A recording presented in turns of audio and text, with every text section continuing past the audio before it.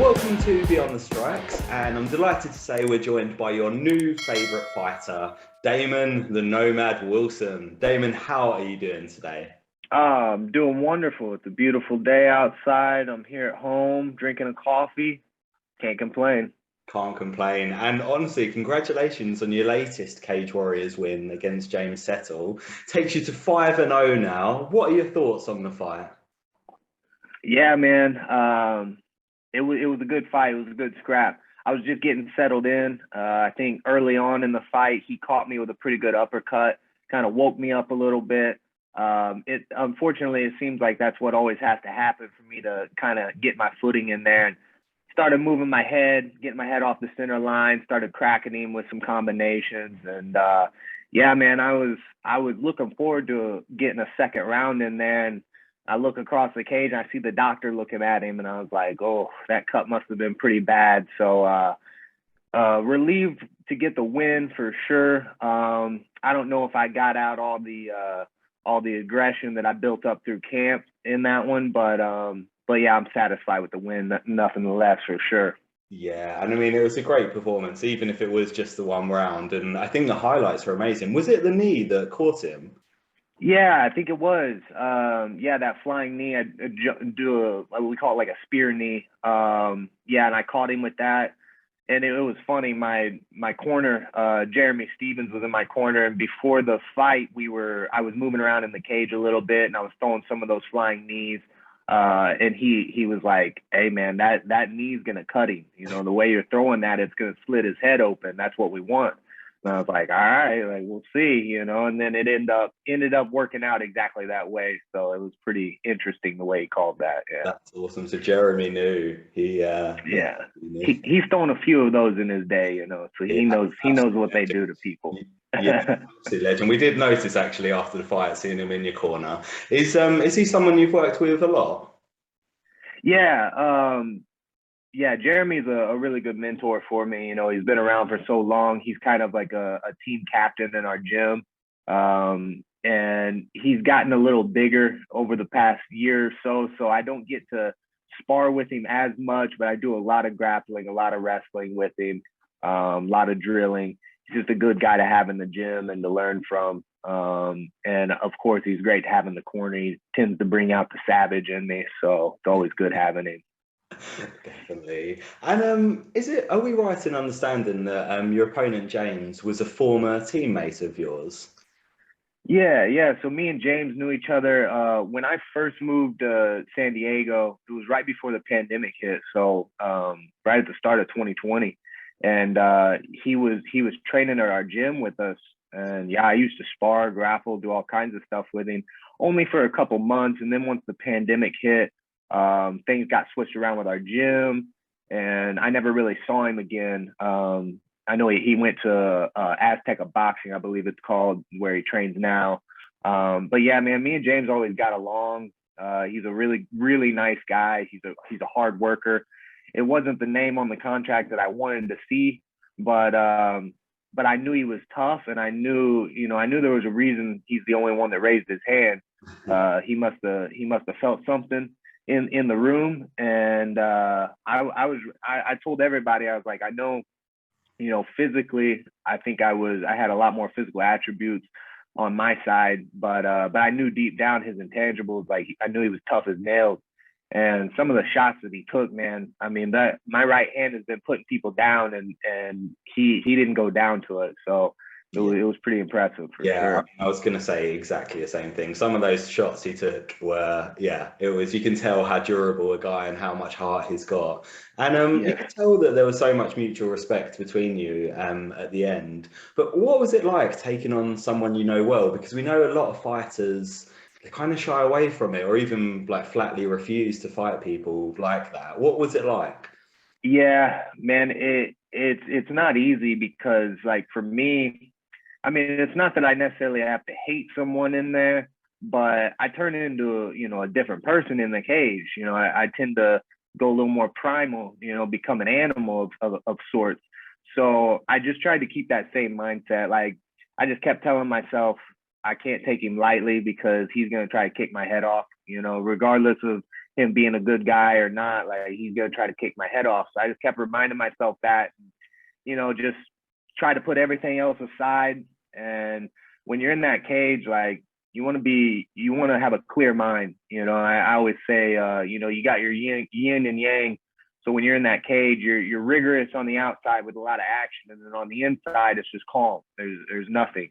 So I just try to keep that mindset in there and just all action, and get the job done. It's only 15 minutes in there, so we can be friends afterwards. Absolutely, and you got the job done. 5-0, absolutely brilliant. We're loving watching all of your fights. I have to say, we've been on Fight Pass a lot this week, and have absolutely loved them. Thank you. Going right back to the start, where did you grow up, and how did you originally get into combat sports? Yeah, so I'm originally from Southern Illinois, just a small town called Benton, just a farm town. I grew up wrestling. Wrestling's big in Illinois, but it's not necessarily that big in the southern part of the state. But my dad, he built this wrestling program. I got two older brothers, and he took the job at the high school. They were going to cut the program. They said, "Hey, if you don't take this coaching job, then we're cutting the program, and your boys won't have anywhere to wrestle." So my dad took the job, and he just kind of built a dynasty from there. We just started winning. I started getting my friends to come out. My brothers got their friends to come out. We just started winning from there. And yeah, man, wrestling's just been in my blood. And it's an easy transition from wrestling to fighting. And I think that, fighting was just always in the future for me. Like, I don't know, from a young age even, I just always felt like fighting was going to be something I was good at. Throughout my wrestling career, I struggled with like strength and like maturity. Like, I felt like I didn't have like the explosiveness that I needed, and I knew that it would probably come later in life.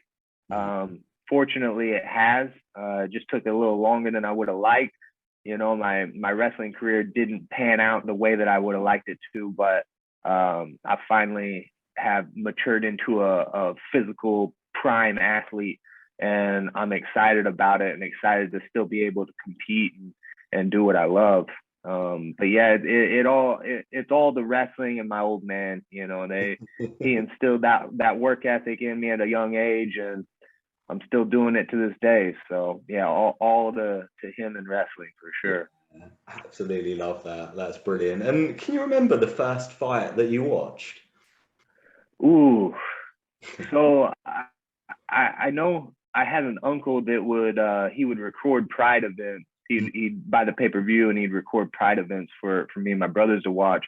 So I know I grew up watching a little bit of those, but I would say the one that I remember the most, like when I was like hooked, was the first season of The Ultimate Fighter. I was probably like 12 years old. So you had Forrest Griffin and Stephen Bonner and that crazy fight they had in the finals. And I watched that whole season with my dad, and yeah, we would bet push-ups on each fight, and it seemed like I was always doing the push-ups, win or lose. But yeah, I think that fight really, I think for a lot of people, it really opened their eyes up to MMA as a sport in general. And for me at that age, it was like, that's what I want to do, so that's the fight I remember the most. But yeah, I would say watching Fedor through the Pride days was like, he's probably he's one of my all-time favorites. So watching Fedor in those days was pretty incredible. Yeah, that's awesome. And I mean that, like you mentioned, that first Ultimate Fighter series, it really was iconic. And I honestly think that the UFC particularly, and probably MMA, just wouldn't be where it is now without that series. It's just absolutely huge. So totally with you on that. And then we love fighter nicknames, and you've got a really unique one, the Nomad. What's the story behind it? Yeah, the Nomad. So ever since I graduated college, I've pretty much been traveling on the road for like the last 7 years. So my job was I was a roofing salesman. I would travel to like hailstorms and stuff. So I've been to Idaho, Michigan, South Dakota, Texas, just all kinds of different states working. And when I would go work, my older brother would work with me as well. And we would just find the local gym, local MMA gym, and we would just train and sell roofs. And I think I got into a gym right out of college. It was Sioux Falls, South Dakota, and I got into a gym and took my my first MMA fight about probably 6 months after training at that gym. And so I had to come up with an LLC name for my business, selling roofs, and it was Nomad LLC. I figured it fit because Nomad's actually my name spelled backwards. So that's always a cool little twist on it. Oh, I didn't. And then, now you mention it. Yeah, that's awesome. Yeah. So like, it's always funny because I sell these T-shirts that say the Nomad on them, and people will look in the mirror and it'll say Damon, and they'll like flip out and they'll like call me and be like, "Bro, I didn't know your nickname was spelled backwards, your name." So yeah, that's a cool little twist. And then Nomads are just known for, traveling, not really having like a set destination, So I always say I just set up camp and whoop ass wherever I'm at. And the Nomad, it just kind of started building from there. My buddies started calling me the Nomad, and it just kind of stuck. I figured it was probably a pretty good nickname for the fight game. And yeah. Yeah, it's really good, and that's we didn't notice that it's like Inception. It's a name within a name. It's really cool. Yeah, exactly. And you mentioned your merch. Like, we love fighter merch. Mm-hmm. Where can people get your fighter merch from? Good question. So far we've just been using a local company here, and my wife and my mom have actually been helping me out. But now we're gonna be getting a store, a website. So we'll have a little more variety as far as sweatshirts and T-shirts and hats and stuff.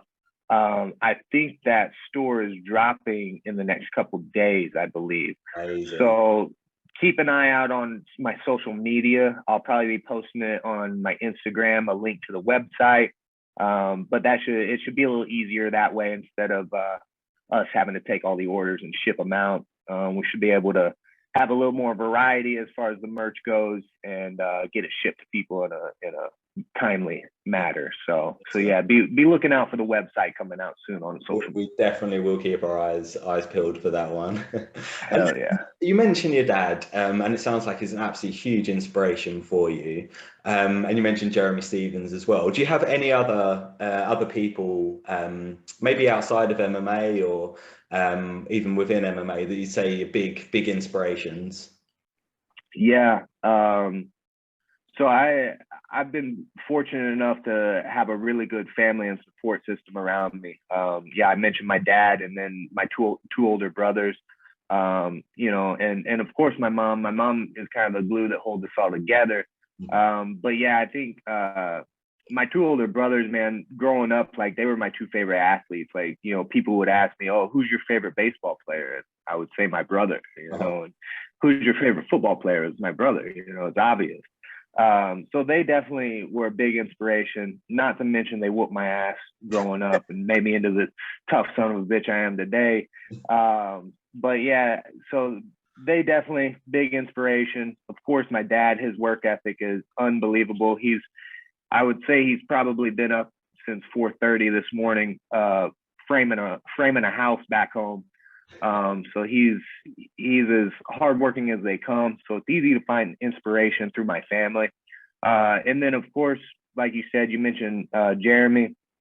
Also, Dominick Cruz is one of my teammates, and he is a really big inspiration throughout my MMA career, or throughout my athletic career, really. I went through a lot of significant injuries through my college wrestling career. I had a couple shoulder surgeries, I had a broken back, I had a blown out knee. So I was under the knife more times than I'd like to remember. But it always seemed like when I was going through that, Cruz was also going through all of his injuries, and I would always just kind of follow him and see the way that he bounced back.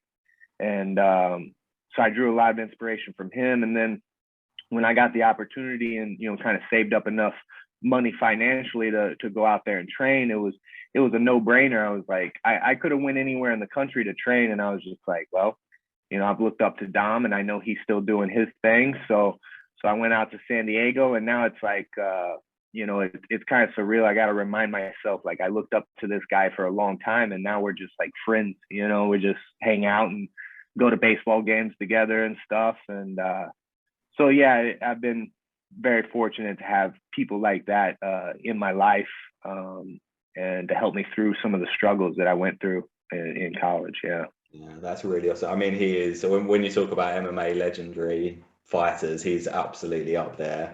And I know what you mean. I've got a brother as well, so we like constantly, we used to watch WWF like a lot, WWE now, and it was like power bombs on in the bedroom and stuff like that. So totally get that as well. For sure, yeah. That's brotherly love. That's all it is, you know. So the next question for you is a hypothetical question. So it's a bit of a random one. And the question is, it's a zombie apocalypse and you need to escape a city crawling with the undead. Which one fighter would you team up with and why? Damn, that's a good question. Active fighters or it can be any fighters. Damn. You know, I'm kind of leaning towards like a Randy Couture. I just feel like he looks like he's killed several zombies. You know, those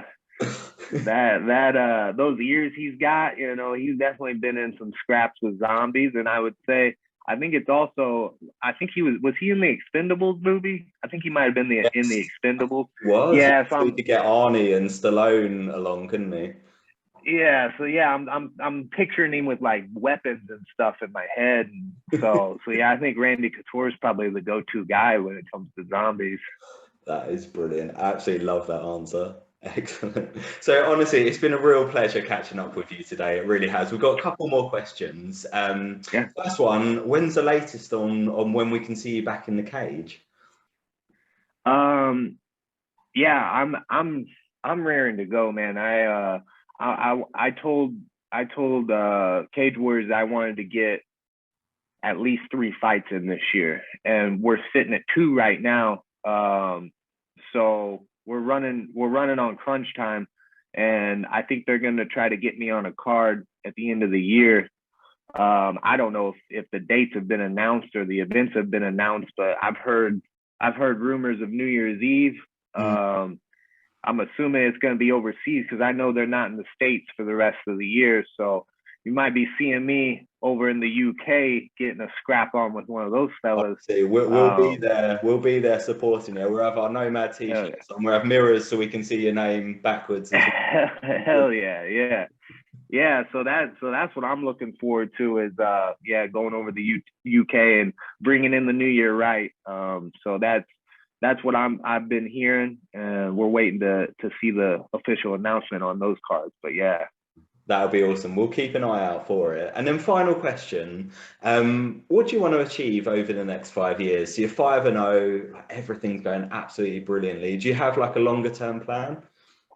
Yeah, you know, it's always, I originally was set the goal that I wanted to, you know, make a career out of this, be able to make money and support my family fighting and doing what I love. Now that I'm, you know, 5-0 and in the midst of it, now I've got, you know, title aspirations on my horizon. You know, I feel like if you're going to be in this sport, you better be fully committed. And if you're fully committed, then you're looking at gold. So I'm definitely striving towards that. And at the end of the day, though, I'd be satisfied with just keep piling on the highlights and leave a legacy that way. You know, I want my grandkids to be able to watch YouTube and pull up the Nomad fights and show their friends at school. So yeah, I'm definitely gonna leave a legacy full of highlights. That's for damn sure. That's absolutely awesome. Well, we'll be supporting you all along the way. We'll be cheering you on from London. And honestly, thank you so much for your time today, and hopefully catch up again soon. Yeah, man. Anytime. Seriously. Thank you for shining a light on guys like us, man. I appreciate you doing this, and I can't wait to do it again with you. Thank you.